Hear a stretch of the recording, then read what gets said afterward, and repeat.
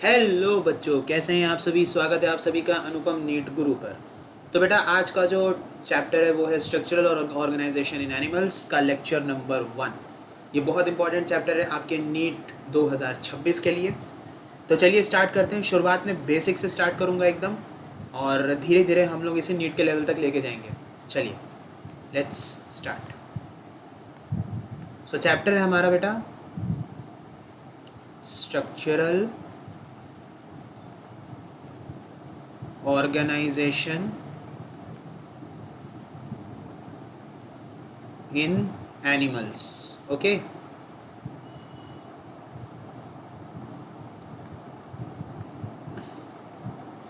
Lecture number 1।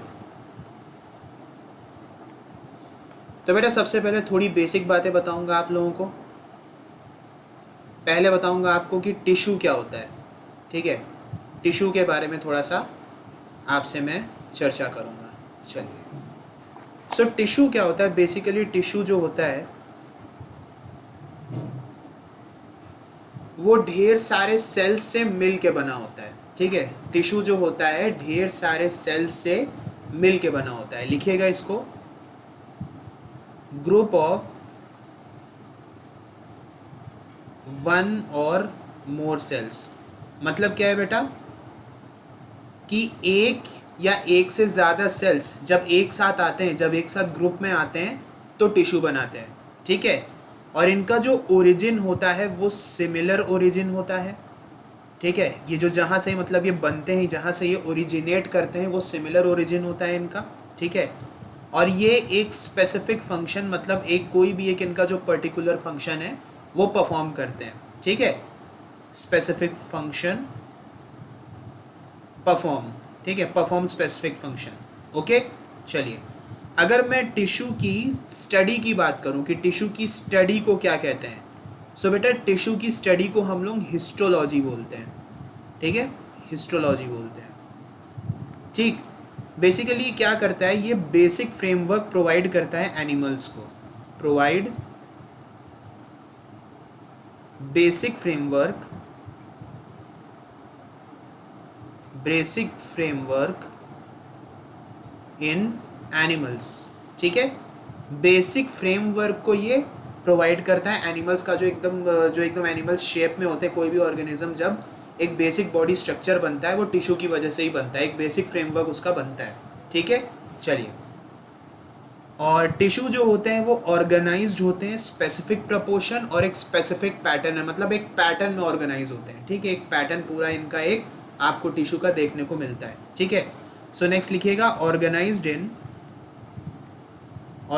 in specific proportion and pattern।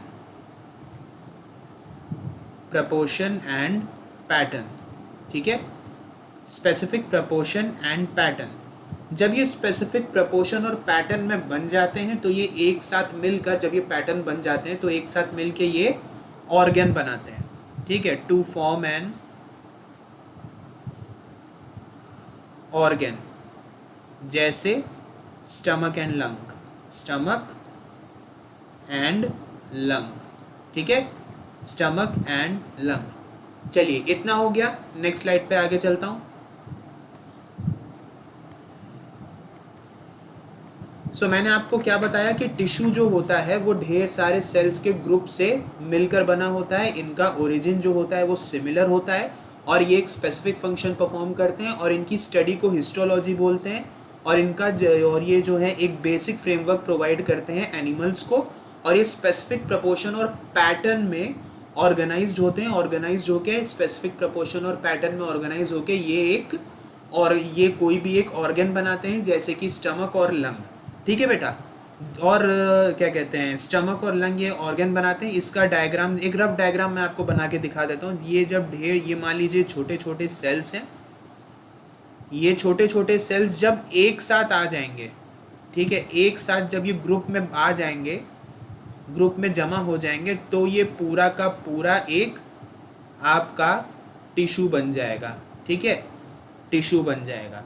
ठीक, next लिखिएगा इसमें, when two or more organs, जब दो या दो से ज़्यादा ऑर्गन्स एक कॉमन फंक्शन परफॉर्म करते हैं फिजिकल या केमिकल इंट्रैक्शन से, ठीक है, तो वो मिल के क्या बनाते हैं, ऑर्गेन सिस्टम बनाते हैं। लिखिएगा इसको, when two or more organs perform a common function, जब दो या दो से ज़्यादा ऑर्गेन्स मिलकर एक कॉमन फंक्शन परफॉर्म करते हैं फिजिकल या केमिकल इंट्रैक्शन से, बाय फिजिकल और chemical interaction,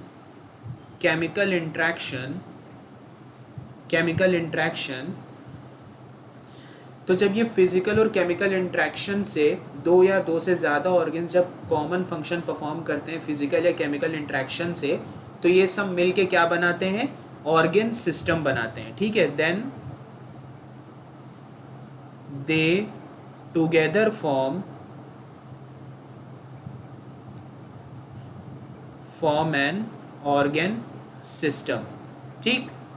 then they together form an organ system, जैसे आपका हो गया डाइजेस्टिव सिस्टम, और आपका क्या हो गया बेटा, और आपका हो गया रेस्पिरेटरी सिस्टम, ठीक। क्या इतनी बात क्लियर है आप लोगों को? ओके।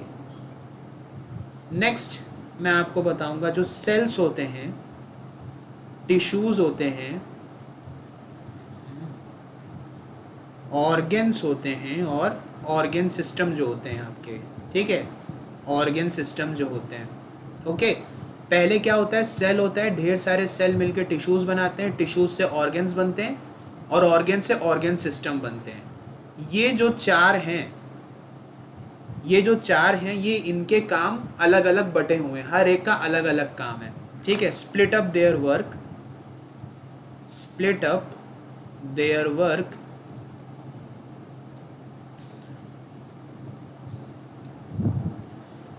ओके। इन चारों के जो काम है वो अलग अलग बटे हुए, दे स्प्लिट अप देयर वर्क, और इनके अलग अलग काम के बटने को हम बोलते हैं डिवीजन ऑफ लेबर।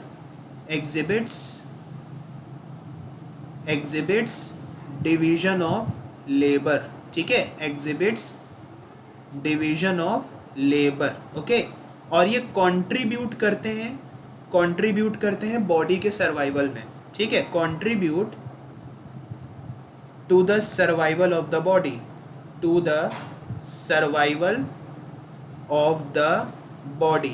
है, to the survival of the body. चलिए, आई होप आपको इतना क्लियर हो गया होगा, ठीक है जी। चलिए आगे बढ़ते हैं बेटा। नेक्स्ट मैं आप लोगों को बताऊंगा यूनिसेलुलर ऑर्गेनिज्म।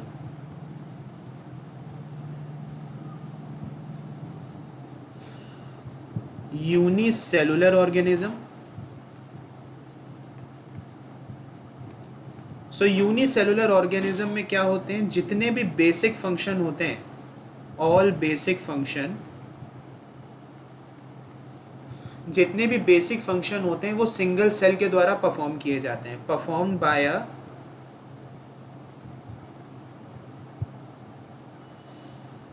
अ सिंगल सेल, ठीक। बेसिक फंक्शन जितने भी होते हैं यूनिसेलुलर ऑर्गेनिज्म में वो सिंगल सेल के द्वारा परफॉर्म होते हैं। कौन कौन से बेसिक फंक्शन, जैसे डाइजेशन, रेस्पिरेशन, ठीक है, रेस्पिरेशन एंड रिप्रोडक्शन, ठीक है, एंड रिप्रोडक्शन, ओके। चलिए नेक्स्ट मैं आप लोगों से बात करूंगा मल्टी सेलुलर ऑर्गेनिज्म के बारे में। मल्टी सेलुलर ऑर्गेनिज्म के बारे में मैं आप लोगों से बात करने वाला हूं, ठीक है। चलिए, मल्टी सेलुलर ऑर्गेनिज्म के बारे में, इसमें जो बेसिक फंक्शन परफॉर्म किए जाते हैं वो मल्टीपल सेल्स के द्वारा परफॉर्म किए जाते हैं, ठीक है। Basic functions performed by different groups of cells, ढेर सारे सेल्स डिफरेंट टाइप्स के जो सेल्स होते हैं, मल्टीपल सेल्स मिल के इसमें बेसिक फंक्शंस परफॉर्म करते हैं, ठीक है। इसको हम मल्टी सेलुलर ऑर्गेनिज्म बोलते हैं, ठीक है। अब एक नोट यहाँ पे लगा लीजिएगा, एनसीईआरटी में लाइन दी हुई है, दैट इज हाइड्रा जो होता है, हाइड्रा में डिफरेंट टाइप्स के सेल प्रेजेंट होते हैं।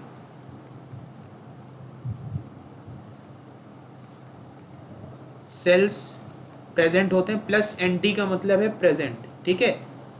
डिफरेंट टाइप्स के सेल प्रेजेंट होते हैं और इसमें जो नंबर ऑफ सेल्स होते हैं इन ईच टाइप, हर टाइप में जो सेल्स हैं, हर टाइप का जो सेल है उस हर टाइप के एक सेल में 1000 सेल्स प्रेजेंट होते हैं, ठीक है।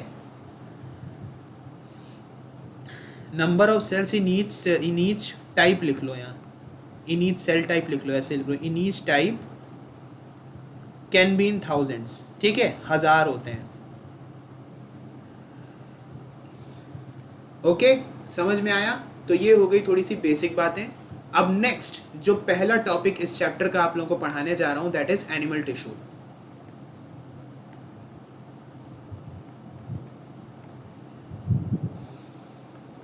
Animal tissue.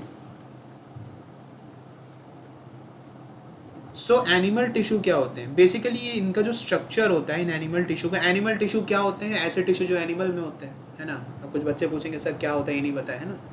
चलो, स्ट्रक्चर जो इनका होता है वो वेरी करेगा, मतलब स्ट्रक्चर डिफरेंट होंगे, अलग अलग तरह के स्ट्रक्चर्स होंगे, अलग अलग डिज़ाइन के स्ट्रक्चर होंगे, वेरी करेंगे, ठीक है, वेरी करेंगे। किसके अकॉर्डिंग? इनके फंक्शंस के according, according to their function, ठीक है बेटा, according to their function. Okay, चलिए। सो एनिमल टिश्यू 4 टाइप्स के आपको पढ़ने हैं। First one is epithelial tissue,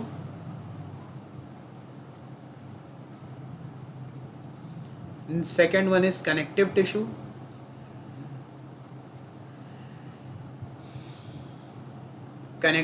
third one is muscle tissue, and the fourth one is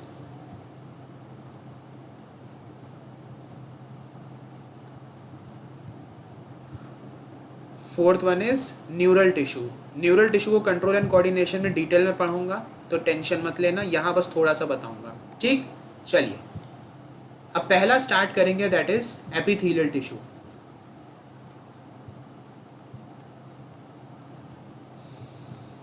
epithelial tissue. So epithelial tissue basically it is composed of 1 or more layers of cells, composed of 1 or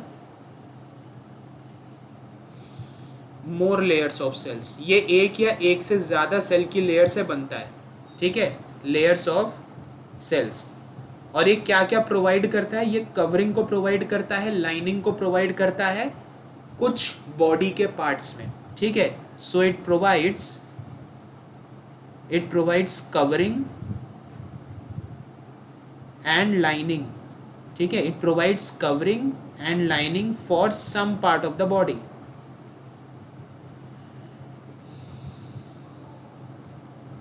for some part of the body, ये covering provide करेगा, lining provide करेगा body के कुछ parts में, ठीक। और epithelial tissue में जो सेल्स होते हैं वो कॉम्पैक्टली पैक्ड होते हैं, एक साथ एक दूसरे के करीब बहुत ज़ोर से चिपके हुए होते हैं, इसका मतलब होता है कॉम्पैक्टली पैक्ड। तो जो इसके जो सेल्स होते हैं वो कॉम्पैक्टली पैक्ड हैं, ठीक है, कॉम्पैक्टली पैक्ड सेल्स हैं यहाँ पे। और इसमें थोड़ा सा इंटरसेलुलर मैट्रिक्स प्रेजेंट होता है।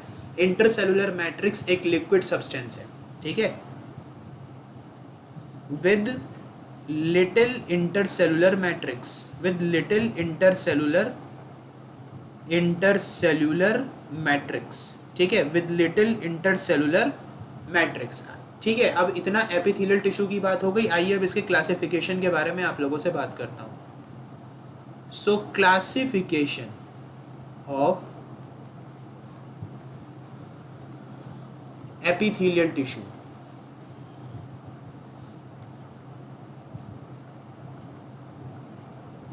Epithelial tissue on the basis of number of cell layers।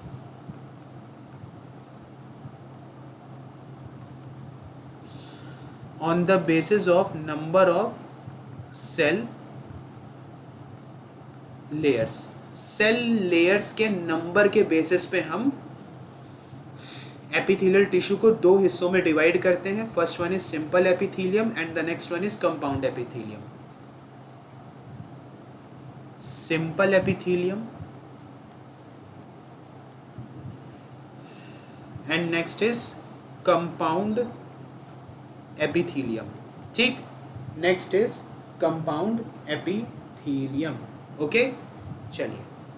सबसे पहले सिंपल एपिथेलियम की बात करूंगा. सिंपल एपिथेलियम में सिंगल लेयर होती है सेल की, single layer of sales.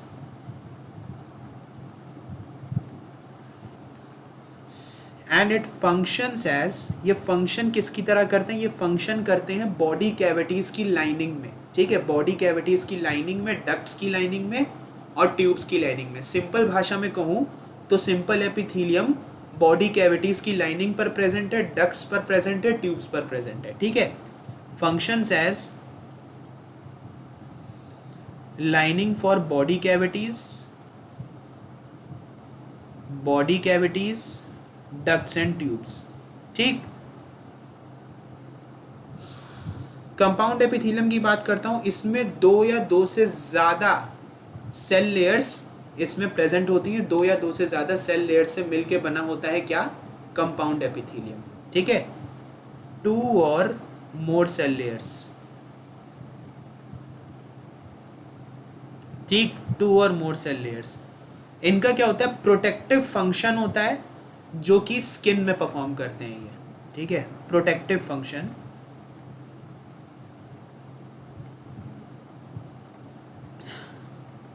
As does in our skin, हमारी स्किन में ये परफॉर्म करते हैं बेटा. ठीक, चलिए. अब स्ट्रक्चरल मॉडिफिकेशन सेल के जो होते हैं सिंपल एपिथेलियम में, जो सेल का स्ट्रक्चरल मॉडिफिकेशन है उसके बेसिस पर सिंपल एपिथेलियम को तीन पार्ट्स में डिवाइड करते हैं. Squamous, cuboidal, कोलुमिनार.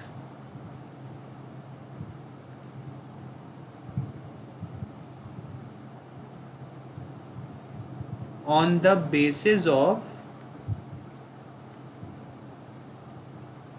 shape of structural modification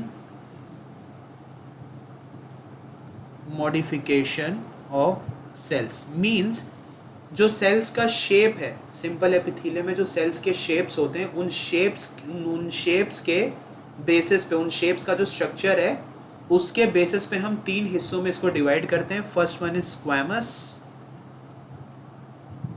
next one is cuboidal and the third one is columnar. ठीक है, ओके. चलिए, अब पहला हम लोग बात करेंगे that is simple squamous epithelium के बारे में.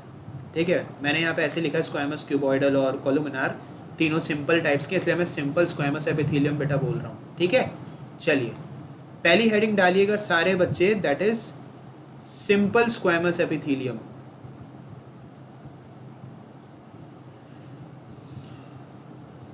Simple squamous epithelium. ठीक, सिंपल स्क्वैमस एपिथेलियम में सिंगल थिन लेयर प्रेजेंट है सेल की. सिंगल थिन लेयर, पतली लेयर है, सिंगल थिन लेयर. और सेल्स फ्लैटेंड है, फ्लैटेंड सेल लेयर्स,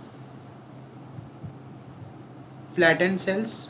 ठीक है, और इसमें बाउंड्रीज इर्रेगुलर होती हैं, इर्रेगुलर बाउंड्रीज, रेगुलर नहीं है, इर्रेगुलर बाउंड्रीज है. ठीक है, बच्चे गलती करते हैं, यहाँ रेगुलर लिख देते हैं, इर्रेगुलर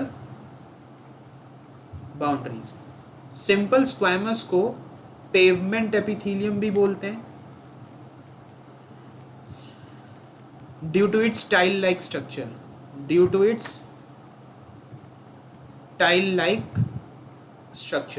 ठीक है, due to its tile like structure. और इनका फंक्शन जो होता है वो होता है फिल्ट्रेशन एंड डिफ्यूजन.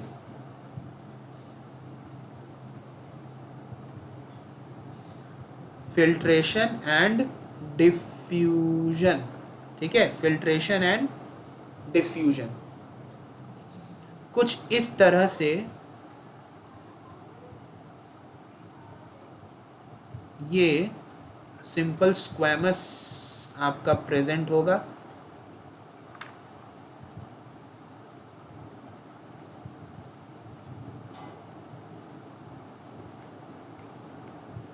बाउंड्रीज ये मैं बना रहा हूँ, ये इर्रेगुलर बाउंड्रीज हैं, ठीक है, ये इर्रेगुलर बाउंड्रीज हैं। और ये देखिए यहाँ ये ऐसे टाइल लाइक स्ट्रक्चर है इसका, सॉरी, टाइल लाइक स्ट्रक्चर है यहाँ पे, ठीक। ये आपका स्क्वैमस एपिथेलियम हो गया, ठीक है। अब नेक्स्ट इज कि ये कहाँ कहाँ मिलेगा आपको, फाउंड इन, या आपको मिलेगा ब्लड वेसल की लाइनिंग पे, lining of blood vessel, blood vessel की लाइनिंग पर मिलेगा, लिम्फ वेसल की भी लाइनिंग पर मिलेगा,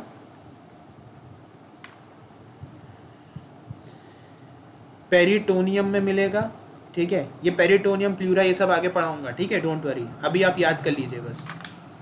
प्लूरा एंड बोमेंस कैप्सूल में मिलेगा, बोमेंस कैप्सूल। और लूप ऑफ हेनले जो होता है उसके थिन सेगमेंट में मिलेगा, थिन सेगमेंट ऑफ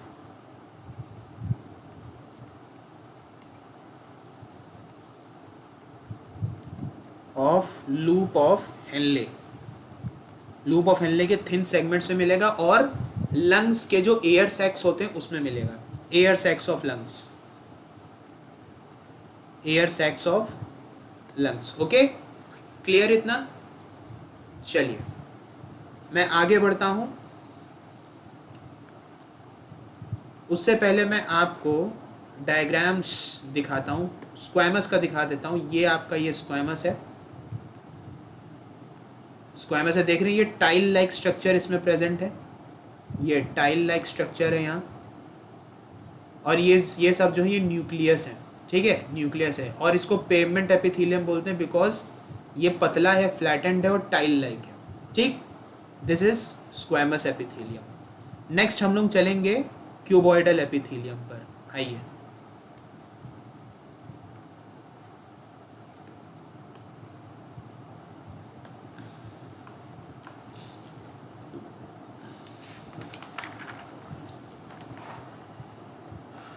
नेक्स्ट हम लोग पढ़ते हैं बेटा cuboidal epithelium.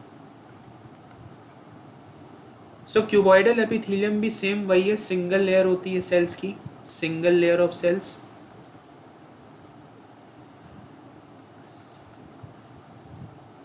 Single layer of cells. और इनका जो शेप होता है, सेल्स की जो शेप होती है वो क्यूब होती है, क्यूब लाइक सेल्स, ठीक, क्यूब लाइक सेल्स। और ये एक मेम्ब्रेन पर प्रेजेंट होती है, मेम्ब्रेन पर बैठी होती हैं, उस मेम्ब्रेन का नाम होता है बेसमेंट मेम्ब्रेन, ठीक। कहाँ पे रेस्ट कर रही होती हैं, रेस्टिंग ऑन बेसमेंट मेम्ब्रेन, ठीक है, resting on basement membrane, okay.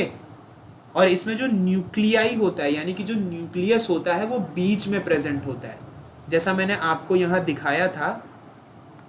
ये देख रहे हैं न्यूक्लियस इसमें बीच में प्रेजेंट है, सेंटर में न्यूक्लियस प्रेजेंट है यहाँ पे, ठीक है। चलिए,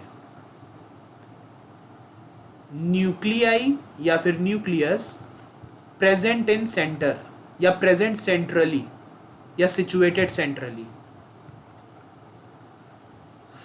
प्रेजेंट इन सेंटर। अब नेक्स्ट वही बात आती है, फाउंड कहाँ होते हैं, ये मिलते कहाँ पर है, फाउंड इन ग्लैंड्स के डक्ट्स में मिलेंगे, ducts of glands, ducts of glands. कौन कौन से glands, salivary and pancreatic, salivary और पेंक्रियाटिक डक्ट्स, ठीक है, सेलेवरी और पेंक्रियाटिक डक्ट्स। ग्लैंड्स के डक्ट्स में मिलेंगे कौन कौन से डक्ट्स, सेलेवरी और पेंक्रियाटिक डक्ट, ठीक है, पेंक्रियास और ये जो सेलेवरी ग्लैंड होता है वहाँ, ठीक है, सेलेवरी एंड पेंक्रियाटिक डक्ट, ठीक है, सेलेवरी एंड पेंक्रियाटिक डक्ट। और ये कहाँ मिलते हैं, PCT of nephrons in the kidney, NEET में आया हुआ क्वेश्चन है, PCT of nephrons in kidney.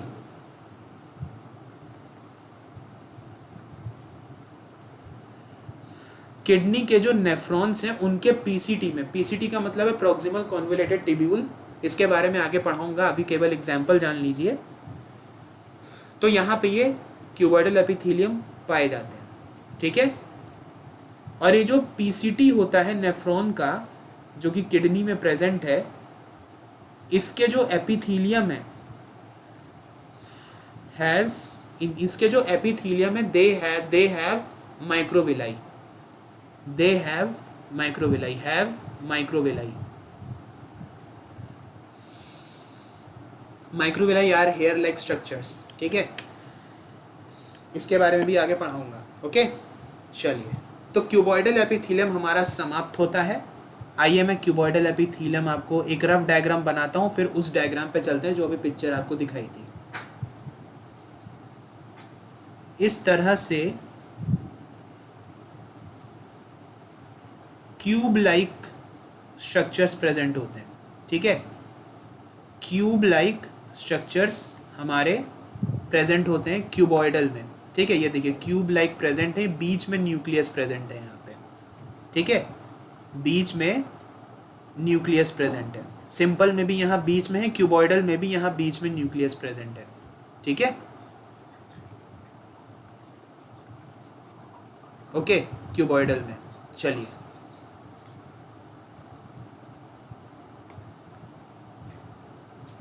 इस तरह से सेंटर में न्यूक्लियस प्रेजेंट होता है।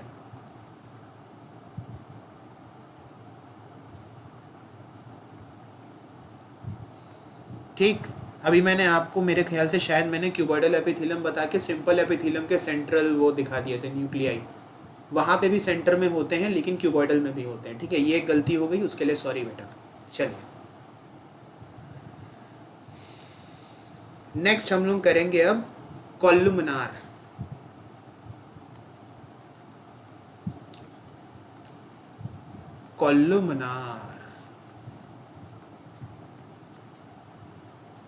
कॉलुमनार एपिथेलियल सेल्स, ठीक, कॉलुमनार एपिथेलियल सेल्स। इसमें भी वही बात है, सिंगल लेयर प्रेजेंट है सेल का, सिंगल लेयर ऑफ सेल्स, ठीक।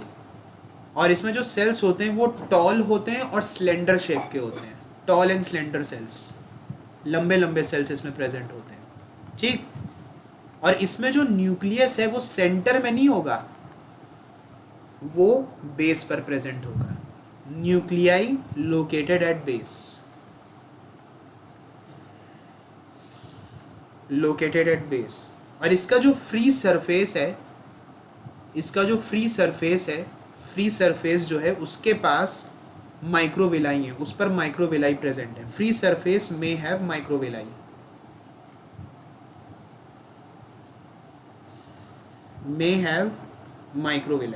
ठीक। और ये कहाँ पाए जाते हैं? They are found in stomach की लाइनिंग में और इंटेस्टाइन की लाइनिंग में, ठीक है। Found in lining of stomach,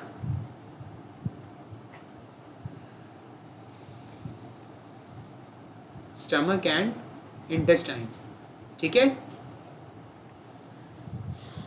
चलिए, और इसका जो फंक्शन है वो है एब्जॉर्प्शन और सिक्रीशन, ठीक। एब्जॉर्प्शन और सिक्रीशन, फंक्शन इज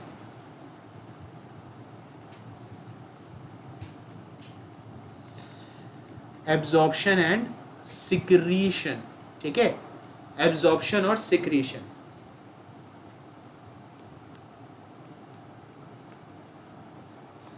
और जब इसके ऊपर सीलिया प्रेजेंट होंगे, इसके सरफेस पर सीलिया present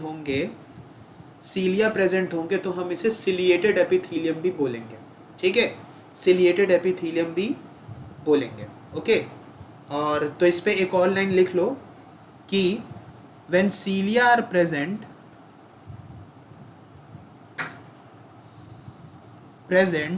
on their free surface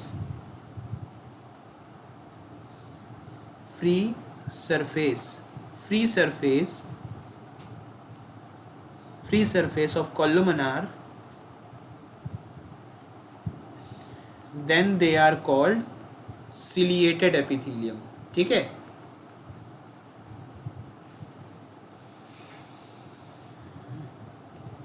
ciliated epithelium. Example fallopian tube, fallopian tube और ब्रोंक्यूल्स। ठीक है, फैलोपियन ट्यूब और ब्रोंक्यूल्स। ठीक, क्लियर है इतना। अब यही सेम चीज जो है क्यूबॉइडल में भी आती है,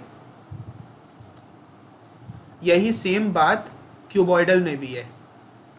अगर क्यूबॉइडल के ऊपर भी आपको, ऊपर भी उसके फ्री सरफेस पर आपको सीलिया देखने को मिलता है, तो उसे भी हम सिलिएटेड एपिथीलियम बोलते हैं,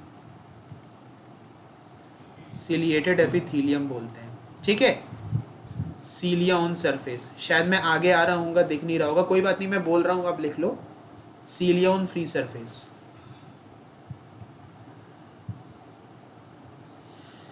ठीक, सीलिया ऑन फ्री सरफेस। अब थोड़ा सा बेटा सिलिएटेड एपिथीलियम के बारे में थोड़ा सा मैं आप लोगों को और बता दूं, अलग से हेडिंग डाल के, सिलिएटेड एपिथीलियम के बारे में।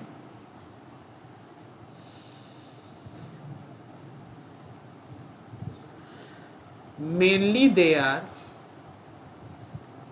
सबसे पहले तो यही बात आ गई कि ये इनर सरफेस पे प्रेजेंट होते हैं, हॉलो ऑर्गन्स पर, हॉलो ऑर्गन्स के present on hollow organs, hollow organs पर प्रेजेंट होते हैं, हॉलो ऑर्गन्स के इनर सरफेस पर। ठीक है, हॉलो ऑर्गन्स के इनर सरफेस पे। एग्जाम्पल जैसा कि मैंने आपको पीछे मैंने बताया, bronchioles and fallopian tube, and fallopian tube. ठीक है, bronchioles and fallopian tube. Ciliated epithelium के फंक्शन के बारे में मैं आप लोगों से बात करूंगा। ये पार्टिकल को मूव करता है या फिर म्यूकस को मूव करता है, मूव पार्टिकल्स और म्यूकस, पार्टिकल्स को या म्यूकस को मूव करता है, पार्टिकल्स या म्यूकस को मूव करता है एक स्पेसिफिक डायरेक्शन में, in a specific direction, in a specific direction. ठीक, क्लियर इतना। चलिए आइए अब डायग्राम्स की तरफ आपको वापस से लेके चलता हूं, और ये है आपका कॉलमनार। ठीक है, ये है आपका क्या है, कॉलमनार। देख रहे हैं ये टॉल सेल्स हैं, स्लेंडर सेल्स हैं। ठीक है, स्लेंडर की तरह टॉल एकदम लंबे लंबे सेल्स हैं, और न्यूक्लियस देखिए यहाँ प्रेजेंट है बेस पर। ठीक है, बेस में न्यूक्लियस प्रेजेंट है। These are called microvilli. ठीक है, हेयर लाइक स्ट्रक्चर्स हैं इसके ऊपर प्रेजेंट है, माइक्रोविलाई। ठीक है, अब इसी के ऊपर कॉलमनार और क्यूबॉइडल में अगर मैं ऐसे ऐसे हेयर लाइक स्ट्रक्चर बना दूं, हेयर लाइक स्ट्रक्चर, ये माइक्रोविलाई तो है इसमें, लेकिन अगर मैं ऐसे पतले पतले बालों की तरह स्ट्रक्चर बना दूं, तो हम इसे सिलिएटेड एपिथीलियम भी बोलेंगे, जिसका दो एग्जांपल मैंने आपको बताया, ब्रोंक्यूल्स एंड फैलोपियन ट्यूब। ठीक, इतना ठीक है बेटा। चलिए अब नेक्स्ट मैं आप लोगों को बताऊंगा ग्लैंडुलर एपिथीलियम। ठीक है, चलिए भाई, ग्लैंडुलर एपिथीलियम के बारे में हम आप लोगों से बात करेंगे। ठीक है जी, okay okay okay.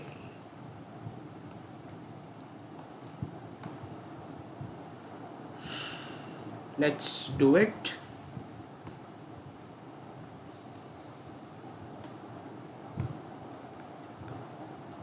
Glandular epithelium बेटा। ठीक, ग्लैंडुलर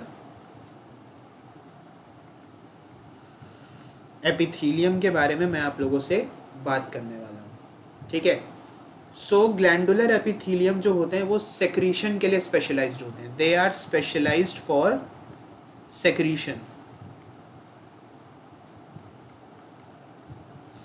ठीक, स्पेशलाइज फॉर सेक्रेशन। इसमें जो पहली चीज़ आपको पढ़ने को मिलेगी दैट इज ग्लैंड्स। ग्लैंड्स आपको पता होना चाहिए क्या होते हैं। सो ग्लैंड्स हम उन ऑर्गन्स को बोलते हैं जो केमिकल्स रिलीज करते हैं, हॉर्मोन्स रिलीज करते हैं। ठीक है, ग्लैंड्स हम उन ऑर्गन्स को बोलते हैं जो केमिकल्स रिलीज करते हैं, या फिर हम कहें कि हार्मोन रिलीज करते हैं। केमिकल, बायोलॉजी में केमिकल को दूसरे शब्दों में हार्मोन्स बोलते हैं। ठीक, चलिए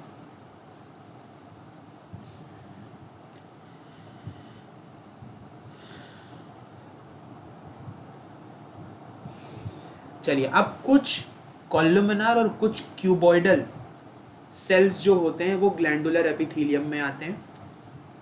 सम कॉलुमिनार एंड क्यूबॉइडल, ठीक है, सम कॉलुमिनार and cuboidal sales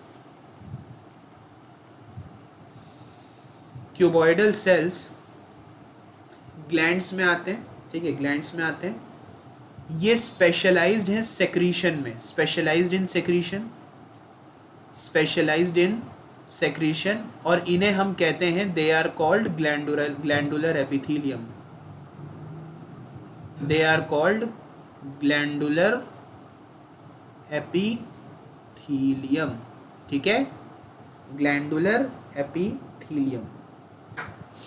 okay, so glands में आपको बेसिकली दो टाइप्स आपको देखने को मिलेंगे. फर्स्ट वन इज यूनिसेलुलर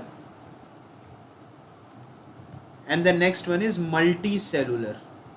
ठीक है, मल्टी सेलुलर. यूनिसेलुलर में आइसोलेटेड सेल्स प्रेजेंट हैं, मतलब एक सेल प्रेजेंट है, isolated glandular cell present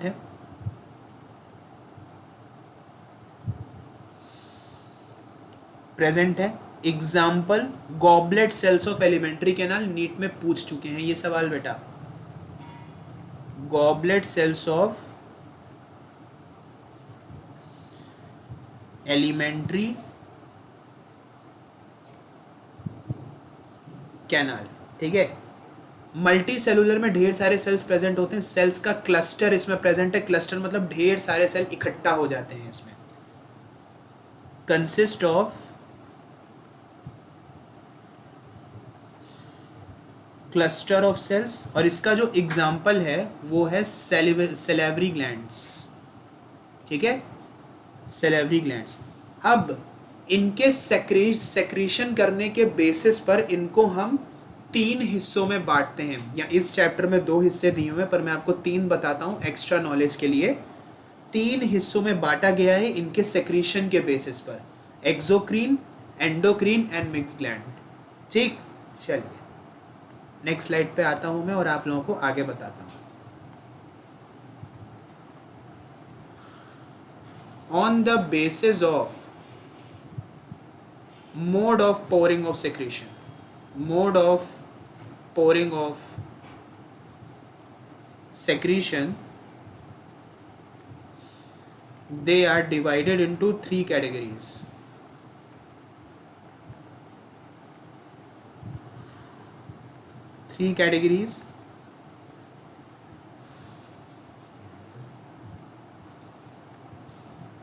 First one is exocrine, next one is endocrine, and the third one is mixed gland. ठीक है, mix gland में यहाँ पे लिख लो, यहाँ पे इसमें पेंक्रियास आपका आएगा. ठीक है, और डाइजेस्टिव एंजाइम्स जो है आएंगे जो कि डक्ट से रिलीज होते हैं. ठीक है, पेंक्रियास इसमें आएगा. ठीक है, मिक्स ग्लैंड का मतलब सबसे पहले मैं बताता हूँ कि ये एक्सोक्रीन की तरह भी काम करेंगे और एंडोक्रीन की तरह भी काम करेंगे. पेंक्रियास जो है वो हार्मोन रिलीज करेगा, उसे हम इंसुलिन बोलते हैं, जो बॉडी के शुगर लेवल्स को मेंटेन करने में हेल्प करता है. और ये डाइजेस्टिव एंजाइम भी सेक्रीट करेगा डक्ट से.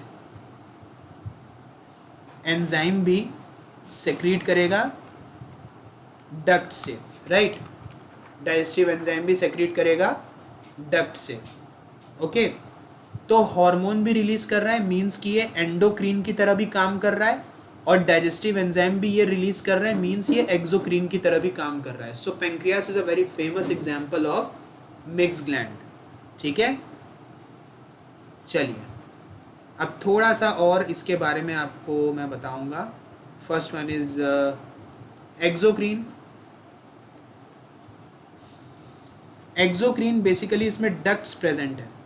एक्सोक्रीन ग्लैंड ऐसे हैं जिसमें डक्ट्स प्रेजेंट होते हैं, और ये क्या क्या सेक्रीट करते हैं ये एग्जाम में पूछा जाता है बेटा. ठीक है, याद कर लेना इसको. म्यूकस, ईयर वैक्स, कान का मैल जो होता है बेटा, ऑयल सेक्रीट करेगा, मिल्क सेक्रीट करेगा, मेमोरी ग्लैंड्स फीमेल्स में। एंड डाइजेस्टिव एंजाइम जैसा कि मैंने अभी बताया पेंक्रियास के द्वारा रिलीज होंगे।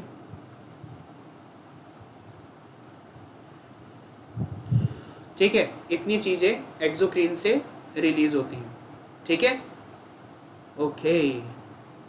चलिए अब आपको मैं डायग्राम्स दिखाता हूँ। ये देखिए, ये है हमारा ग्लैंडुलर एपिथेलियम। वैसे जो है क्या बोलते हैं, एनसीईआरटी में दो अलग अलग डायग्राम्स आपको दिए हुए हैं, वो आप देख लीजिएगा।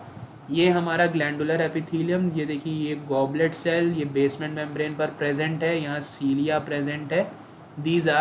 This is glandular epithelium. ठीक है, चलिए आगे बढ़ेंगे।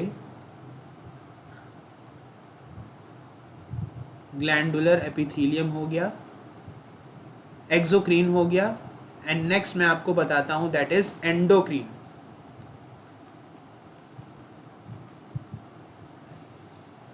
Endocrine glands. सो एंडोक्रीन ग्लैंड्स में डक्ट्स प्रेजेंट नहीं होते हैं, do not have ducts, do not have ducts. और इनमें जो प्रोडक्ट्स रिलीज होते हैं, या फिर मैं कहूँ जो प्रोडक्ट सेक्रीट होते हैं, उन प्रोडक्ट्स का नाम है हॉर्मोन्स। Hormones, okay. और ये डायरेक्टली सेक्रीट हो जाते हैं जो ग्लैंड पे पूरा का पूरा जो हम ऑर्गन है, जो ऑर्गन है, जो क्या कहते हैं, जो ग्लैंड है, ठीक है, ये ग्लैंड से पूरे के पूरे सेक्रीट हो जाते हैं, और ये पूरे के पूरे ग्लैंड को भिगो के रख देते हैं, क्योंकि इसमें डक्ट्स नहीं है। तो डक्ट्स होता तो सीधे जाता, सीधे निकलते हैं और ग्लैंड को ऑर्गन को भिगो के रख देते हैं। तो एनसीईआरटी में एक लाइन लिखी है, वो लिख लो, secreted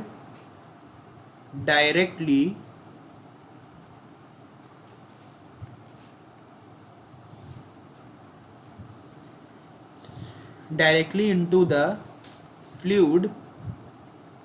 fluid में डायरेक्टली सेक्रीट हो जाएंगे और पूरे ग्लैंड को नहला देंगे, भिगो के रख देंगे। फ्लूइड बाथिंग द ग्लैंड, ठीक है, बाथिंग द ग्लैंड, ओके, ठीक है जी। चलिए अब नेक्स्ट एक नोट यहाँ पे लगा लो, इम्पोर्टेंट सवाल है, नीट में पूछते हैं, इसको पूछा गया भी है कि जो हमारा लिवर होता है वो बॉडी का लार्जेस्ट ग्लैंड है।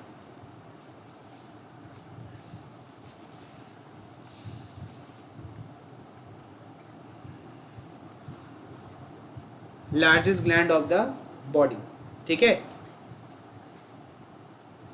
Now next is compound epithelium. अगले एपिथेलियम पे मैं आगे बढ़ रहा हूं, दैट इज कंपाउंड एपिथेलियम, ठीक है। चलिए जी, सो कंपाउंड एपिथेलियम बेसिकली मैंने पहले भी बताया, दो या दो से ज़्यादा सेल लेयर से मिलके बने होते हैं। इनको हम मल्टी लेयर्ड बोलते हैं। क्वेश्चन इस पे आता है कि इनमें से कौन सा एपिथेलियम मल्टी लेयर्ड है। मल्टी लेयर्ड एपिथेलियम होते हैं फॉर्म्ड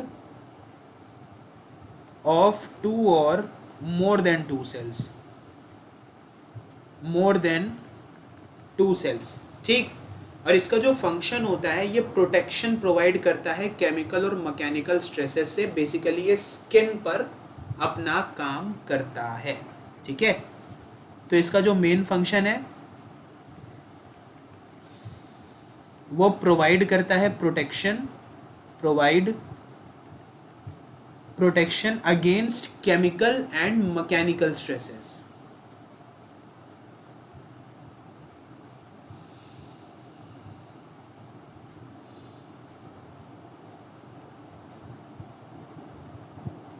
मैकेनिकल स्ट्रेसेस। आइए अब कंपाउंड एपिथेलियम को आपको एक डायग्राम में दिखा देता हूँ। ये रहा हमारा स्ट्रैटिफाइड है,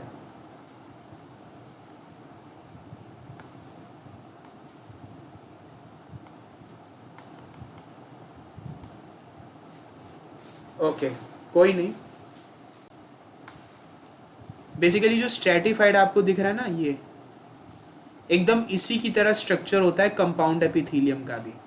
आप लोग एनसीईआरटी में देख लेना एक बार, मैं कल के लेक्चर में आपको इसको दिखा दूंगा, ठीक है। कंपाउंड एपिथेलियम और जो मल्टी लेयर सॉरी वो जो एंडोक्रिन और एक्सोक्रिन का जो डायग्राम है एनसीईआरटी में जो बना है मल्टी सेलुलर और यूनिसेलुलर का, वो भी आपको दिखा दूंगा, ठीक है, समझा दूंगा कल के लेक्चर में। अभी मैं लाना भूल गया बेटा, कोई दिक्कत नहीं है, आप लोग एनसीईआरटी में खुद भी देख लेना, बना हुआ है, ठीक है। चलिए, तो ये देख रहे हैं आप लोग, ये मल्टी लेयर है, एक दो से ज़्यादा सेल में ये लेयर यहाँ पे आपको दिखाई दे रही है, दैट इज कंपाउंड एपिथेलियम, ठीक, कंपाउंड एपिथेलियम। ओके, चलिए आगे बढ़ेंगे।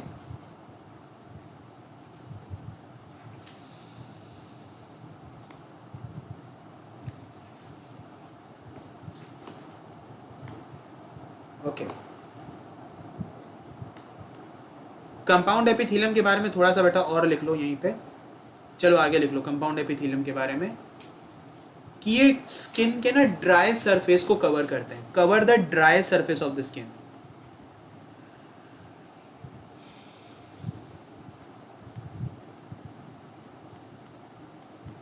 Dry surface of the skin, और ये इनर लाइनिंग में प्रेजेंट होते हैं सैलिवरी ग्लैंड्स के डक्ट्स में और पैंक्रियाटिक जो है पैंक्रियाटिक डक्ट्स में, ठीक है। Inner lining of present in inner lining of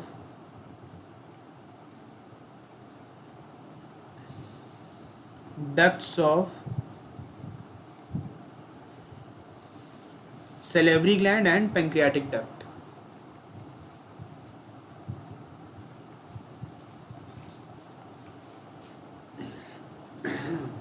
ठीक है, पैंक्रियाटिक डक्ट। और ये कवर करते हैं मॉइस्ट सरफेस को, किसके मॉइस्ट सरफेस को, बकल कैविटी और फेरिंग्स के।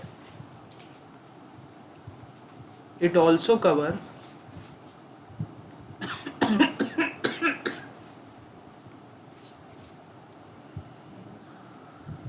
The moist surface of buccal cavity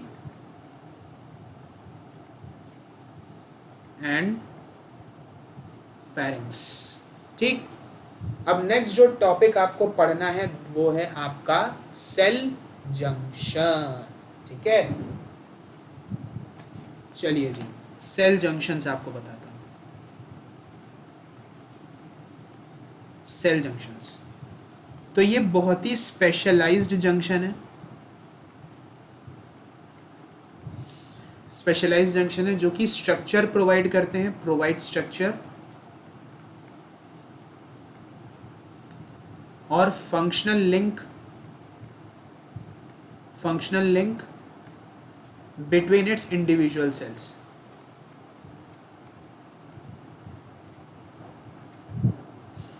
individual cells क्या मतलब हुआ इसका?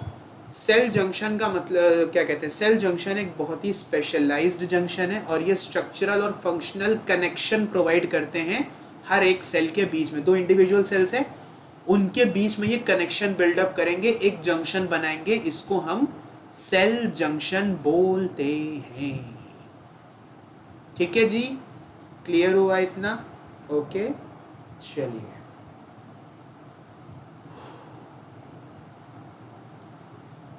इसके बारे में आगे लिखिएगा।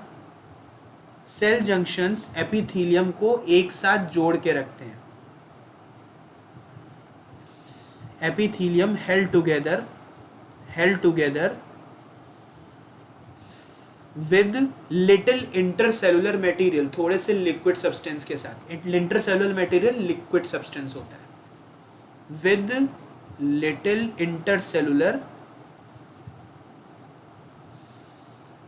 इंटरसेलुलर मटेरियल, ठीक है, इंटरसेलुलर मटेरियल। अब सेल जंक्शन में 3 टाइप्स हैं, 3 types. First one is adhering, second one is gap junction and the third one is tight junction. ठीक है, तो सेल जंक्शन अभी आगे और पढ़ाना है, इनके 3 टाइप्स आपको बताऊंगा। और और आगे का कल पढ़ेंगे बेटा, ठीक है। आज के लेक्चर में बस इतना ही, कल से थोड़ी ज़्यादा जो है क्या बोलते हैं, ज़्यादा आवर्स की क्लास ले लूँगा। चलिए बेटा, तो बच्चों आज की क्लास में यहीं तक रखते हैं, ठीक है, यहीं तक रखते हैं और मिलेंगे नेक्स्ट क्लास में। तब तक के लिए रखिए अपना ख्याल, take care, good bye and tata. Okay bye बेटा, thank you so much, thank you so much पूरा लेक्चर देखने के लिए, जिन भी बच्चों ने देखा है, समझा है।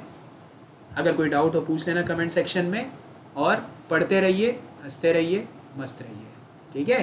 Thank you so much, bye बेटा।